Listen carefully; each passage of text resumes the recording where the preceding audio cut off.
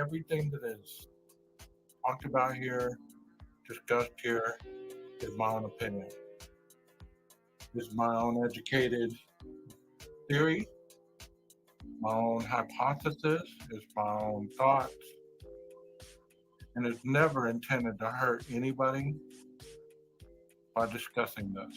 It's merely to discuss different angles of something that has been with me since it happened almost a year ago and some months.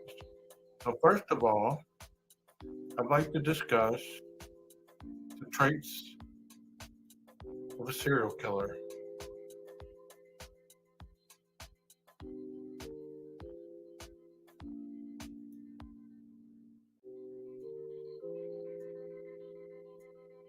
Okay,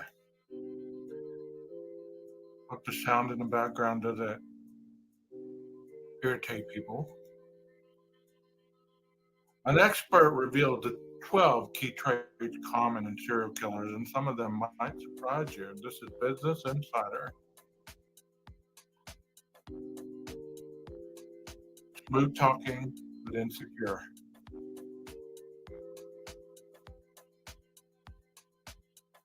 Looky, looky, Mr. Bundy. Ted Bundy was a charmer, the kind of guy that made it easy for people to be swept into his web.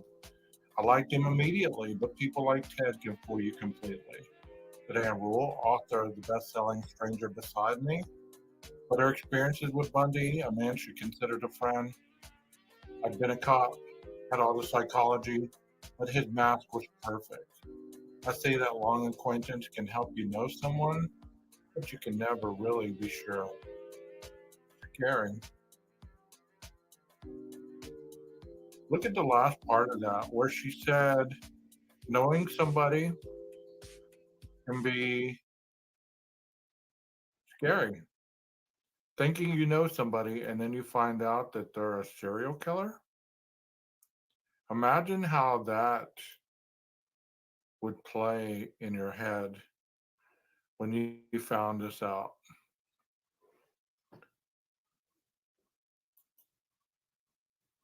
Okay. Egocentric and grandiose. Grandiose basically means that to go over the top on just about anything and everything. Everything is a dramatic presentation. Egocentric is all about themselves. Jack the Ripper thought the world of himself and felt he would outsmart the police so much that he sent letters taunting the London officers. Dear boss, he wrote, I keep on hearing the police have caught me, but they won't fix me just yet. I have laughed when they look so clever and talk about being on the right track. That joke about leather apron gave me real fits. I am down on horrors, and I shan't quit ripping them till I get buckled. Grand work the last job was. I gave the lady no time to squeal. How can they catch me now? I love my work and want to start again. You will soon hear of me with my funny little games. I saved some of the proper red stuff in a ginger beer bottle over the last job to write with it, but it went thick like glue and I can't use it. Red ink is fit enough, I hope. Ha ha. The next job I do shall clip the lady's ears off and send to the police officers. My knife's so nice and sharp. I want to get to work right away if I get a chance. Good luck. Jack the Ripper. Lack of remorse or guilt. Look at that guy. Does that look like a remorseful guy? Sure does not. And since we're talking about serial killers, I know Brian's not a serial killer in the Idaho 4. I know that. Well, look at these traits that these individuals possess that he himself could possess. Had he not been caught, or the perpetrator who did this, if they're still free, do they possess these traits? Joel Rifkin was filled with self pity when he was convicted of killing and dismembering at least 9 women. He called his conviction a tragedy. But later in prison, he got into an argument with mass murderer Colin Ferguson over whose killing spree was more important. And when Ferguson taunted him for only killing women, Rifkin said, "Yeah, but I had more victims." Lack of empathy. And this is why I wanted to bring this to your attention. Early on, I heard that Mr. Koberger was stated as saying he lacked empathy towards people. Whatever he meant by that in his paper that he wrote when he was young, really don't understand the context of that, but he did write it. Andrel Chicat- Chikatilo, who feasted on bits of genitalia, both male and female, after his kills, thought nothing to taking a life, no matter how torturous it was for his victims. The whole thing, the cries, the blood, the agony, gave me relaxation and a certain pleasure, he said. Deceitful and manipulative. Look, look, look, look. It's Pogo the Clown. John Wayne Gacy. John Wayne Gacy refused to take responsibility for the 28 boys buried beneath his house, even though he also once said the clowns can get away with murder. I think after 14 years under truth serum, had I committed the crime, I would have known it, said the man the neighbors all claimed to like. There's got to be something that would click in my mind. I've had photos of 21 of the victims and I've looked at them over the years here and there and I've never recognized any of them. Shallow emotions. German serial killer Rudolf Fleal, convicted of killing 10 people, later took his own life in prison, compared his hobby or murder to playing cards, and later told police, "What I did is not such a great harm. With all these surplus women nowadays, anyway, I had a good time." Look how nonchalant they are. They're just like killing is not really that big of a deal. Look at that guy's face, laughing it up, impulsive. Tommy Lynn Sells, who claimed responsibility for dozens of murders throughout the Midwest and South, saw a woman at a convenience store and followed her home. An impulse he was unable to control. He waited until a house went dark. Then I went into this house. I go into the first bedroom. I see. I don't know whose room it is, and I start stabbing. The victim was the woman's young son. So Mr. Koberger supposedly waited until the house went dark. He went into the house. He didn't stop at the first room he saw because that would have been Dylan's. But supposedly, according to reports from family members, the two on the second floor were handled first because he didn't have to go upstairs. And then he went upstairs to the two girls and did what he did. Poor behavior controls. You know, another thing Mr. Koberger possessed is he had poor behavior controls according to his students and his professors and the people who he was acquaintances with while at WSU. This individual says, "I wished I could stop, but I could not. I had no other thrill or happiness," said UK killer Dennis Nilsson, who killed at least 12 young men via strangulation, then bathed and dressed their bodies before disposing of them, often by burning them. So think of an individual not having much of a life, not having much of happiness, needing excitement, and the only way that they can get that filled is to kill or hunt another individual. For Albert Fish, a masochistic killer with a side of sadism that included sending a letter to the mother of one of his victims describing in detail how he cut, cooked, and ate her daughter. Even the idea of his own death was one he found particularly thrilling. "Going to the electric chair will be the supreme thrill of my life," he said. Lack of responsibility. This is Mr. Gacy again. "I see myself more as a victim rather than a perpetrator," said John Gacy, in a rare moment of admitting the murders. "I was cheated out of my childhood. I should never have been convicted of anything more serious than running a cemetery without a license. They were just a bunch of worthless little queers and punks."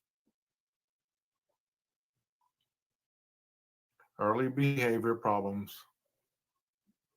When I was a boy, I never had a friend in the world, said German serial killer Heinrich Pommerenke, who began raping and murdering girls as a teen. Adult antisocial behavior. Look at Mr. Greenway.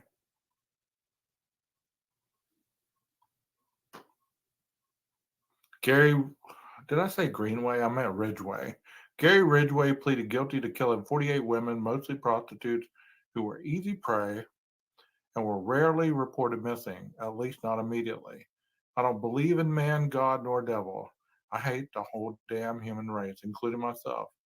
I preyed upon the weak, the harmless, and the unsuspecting. This lesson was taught by others. Might makes right.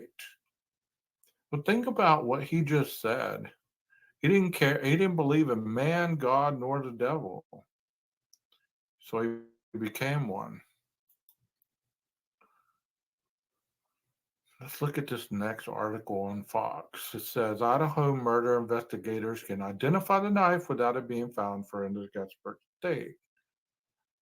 Mr. Morgan, the forensic expert, he said the knife used in the Idaho student murders may have left behind evidence that investigators could use to tie it back to the killer, even if the blade is never found.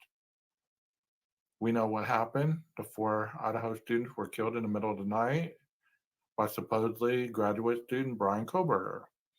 An empty tan leather sheath was found next to the bodies of two of the slain students, and police say the murder weapon is a fixed blade knife.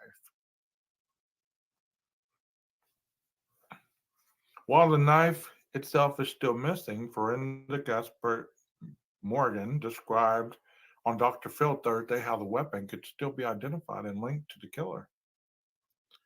It's not necessarily that we had a knife at this point because a knife actually would leave behind more evidence. Morgan explained. There's the K bar.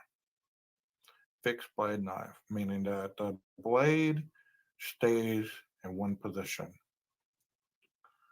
He said the full body x ray done during the autopsy may reveal a metal chip from the knife that can be then analyzed. So during the autopsies, they took x rays and they could see exactly what kind of knife it was if it left any metal chips. So this knife allegedly has been used repeatedly 4 times. Just think about that. The structural integrity of this thing begins to wear down. It'll chip. Sometimes points break off. I've seen this any number of times at an autopsy. If that is the case, they may very well have recovered a metal fragment from the blade of that knife within the body.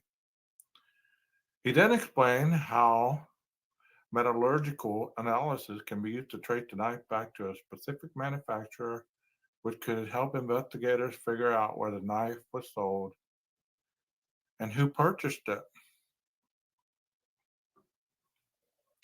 Just because the sheath was found there doesn't mean that that's the knife that was carried. So you look for a specific forensic tieback relative to the chemical structure of the blade as well. That might be a potential here in this case. So just because that knife sheath was there doesn't mean that that's the knife that was in that sheath.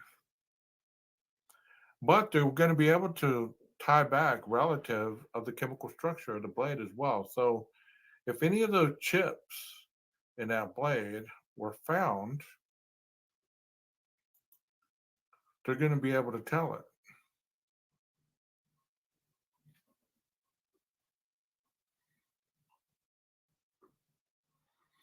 Well, let's talk about knife targets. Okay? The mere physicality of an edged weapon encounter is dramatically different than that of a firefight. You will be up close, probably face to face with the bad guy. You will smell their breath, feel their sweat, see their face, and hear the groan when you hear the knife is twisted out of the body. Look at how close that guy is.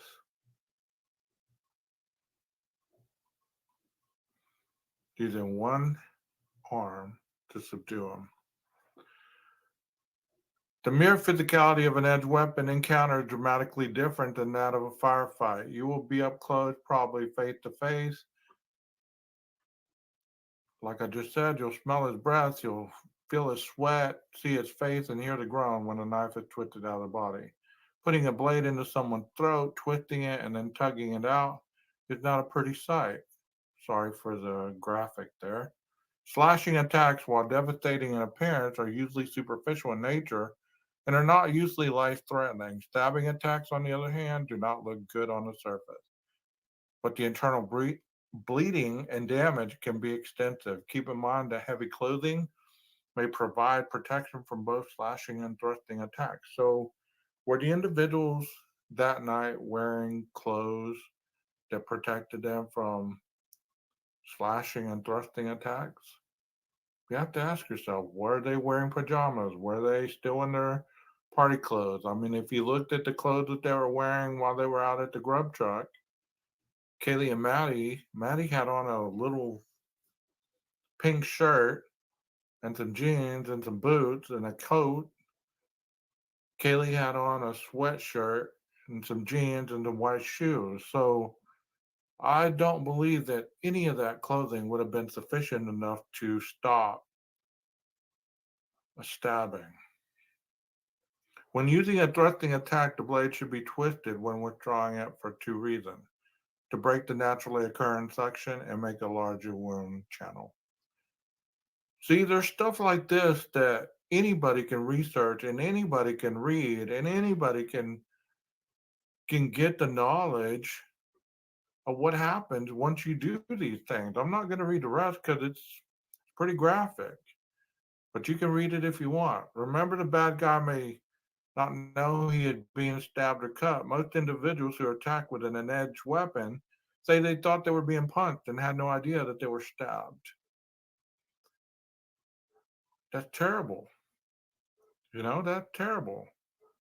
Keep in mind that the body is a hydraulic system with 12 pints of blood, and it may take 15 to 30% blood loss, 2 or 4 pints, to affect change in the vital signs. Most of the areas will be familiar from your first aid and CPR classes, in which you learn the pressure points to stop bleeding. I don't want to go into this next part because I already did it in another video. So if you want to learn about where to stab and the things that will happen if you stab in this area, if you stab in that area, you can go to my channel and you can see my last video. So that was pretty informative, I thought. I thought it was very informative where it spoke on, you know, how they'll be able to potentially, um, if not already, have done an autopsy where they could find fragments of a knife and the pieces that could have been left behind. I've never even heard of that, and I thought that was very informative. You know, there's been a lot of speculation this week about the trial coming up and the the preparation that it's going to take for the trial to be completed and things of that nature. But do you really feel that in your heart, after this long, amidst all the conspiracy, amidst all the coulda, woulda, shouldas, if you're just looking at the evidence that was given to you, do you feel that you understand who the potential perpetrator is or isn't? Because when we get into that, there's no way he could have done this, there's no way he could have done that. Once again, if you look at my last video where I was discussing how quickly somebody can be incapacitated, it says between 5 and 15 seconds, and they won't even be able to fight back. Cut them right here, cut them right here, cut them right here. It enables them incapable to fight back. Today I heard the possibility of the two roommates being involved once again. the surviving roommates. Could either one of them been strong enough to overcome a 6'4" guy, a fiery brunette, a tenacious blonde, and a very outspoken, fiery friend of hers? If so, then that might be your theory. But if you're looking at logic, you have to ask yourself, how could that happen? How trained killers are taught over months and years how to incapacitate somebody. And still, at the moment of truth, you have to clear your mind where it's just you, the opportunity, and your rewards. Because if it isn't that way and it's emotional, like most people, when they talk about this, their emotions are involved. And I understand that. I understand why they're involved. I understand why they have such a emotional connection to this. But you have to ask yourself this: if you take all the emotions away and you take out that you didn't know who Brian Koberger was, is, and they just gave you the information, they didn't give you a name, would you still believe it was him? Take out the white Elantra BS. The first situation about, you know, 2013, then went to 2015, 16, take out all that, all the confusion, the pieces that you don't know about, which is the gag order. Use your intellectual mind rather than your emotional attachment. And then ask yourself, is it viable that this happens? Is it viable that an individual set up revenge to be able to go take down these four people? Or did he only intend on one and got overzealous and went and did as many as he could? Was it revenge? Was it greed? Was it money? Because most people say it was a crime of passion. A crime of passion where somebody's feelings were hurt. Supposedly, the guy that did it is 28 years old and a graduate student, and looks like his emotional attachment to life is very limited, if at all. He had that look like he didn't attach to anything very much, especially being rejected by a female. He looked like he would just shrug it off and be like, you know what, no big deal. So look at that avenue. Does he look like somebody that would be jealous of two females that were living the party life that he wished that he could have lived? Does he really look like an individual that cared about the party life? To me, he doesn't. He looks like a very stoic, very proper, able to disguise himself for the moment. But people have more than one side to them. And I'm sure we really don't know who Mr. Koberger is. Just like we really don't know who the murdered four students were. Of course, we want to think all of them were angels and they didn't do anything wrong and they were sweet and everything like that. I hope people talk about me when I'm gone like that. But the real people will remember all the hurt and pain that I caused them. And I, in no way, am saying that they were hurtful and harmful people. Okay. I'm not saying that at all. So don't get on your high horse and think, well, 12 gauge is saying that those people were just, hurtful and they hurt people and they deserve what they got. No, that's not what I'm saying. But you really don't know these people. I don't know them. So we can only assume by the pictures, by the friends talking, by this, that, and the other, who they were. So in reality, we don't know the victim, we don't know the perpetrator, we don't know the house, because in reality, nobody was there filming this reality show. We all want a piece of it. Heck, I'm spending 30 minutes tonight doing it because it's intriguing. It keeps your mind going. It's like a puzzle that nobody can solve and won't be able to. Even if they solve it, they still won't be believed that they solved it until the jury addresses whether this is the man and if he's guilty of the four.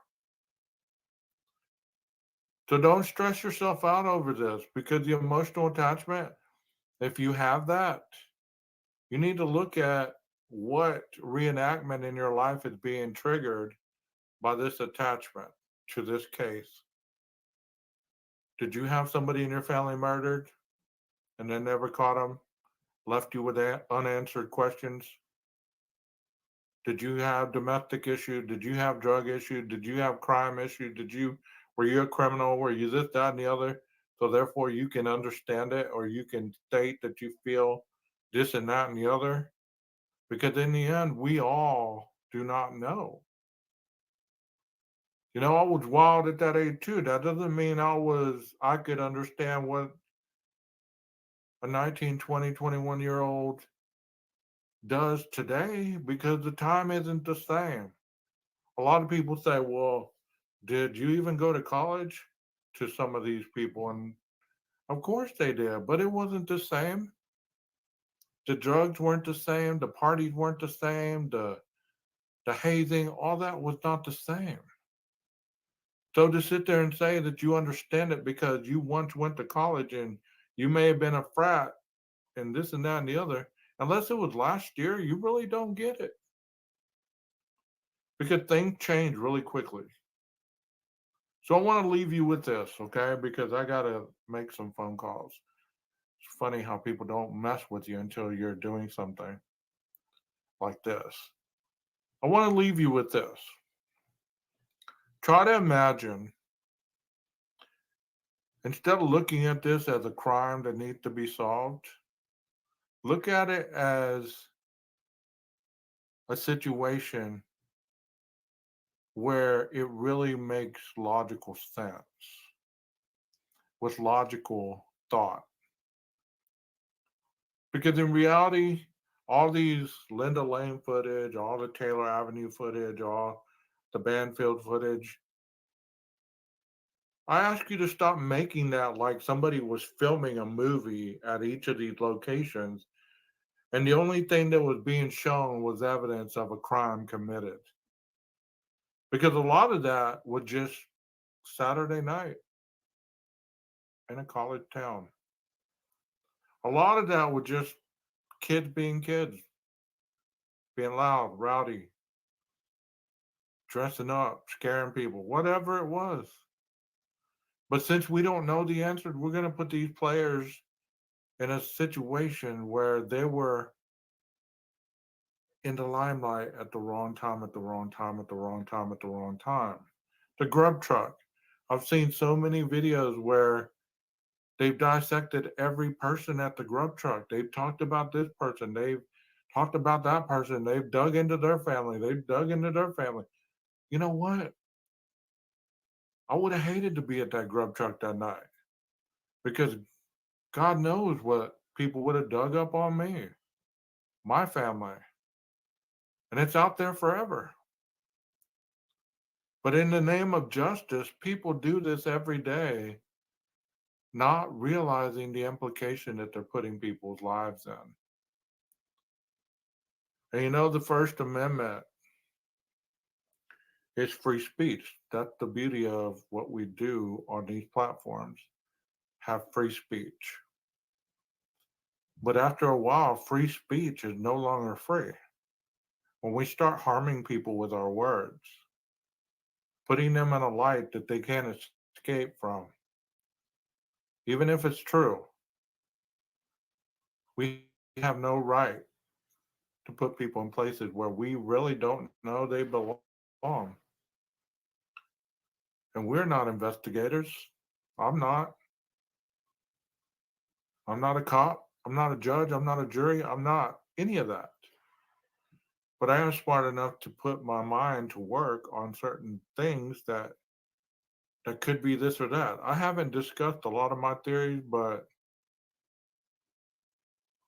I have them, and I'll give them eventually, just not tonight. I hope you guys take care of each other. This is an awful world we live in, and the beauty that we see is the one that we see in the mirror every day. I hope you take care of that.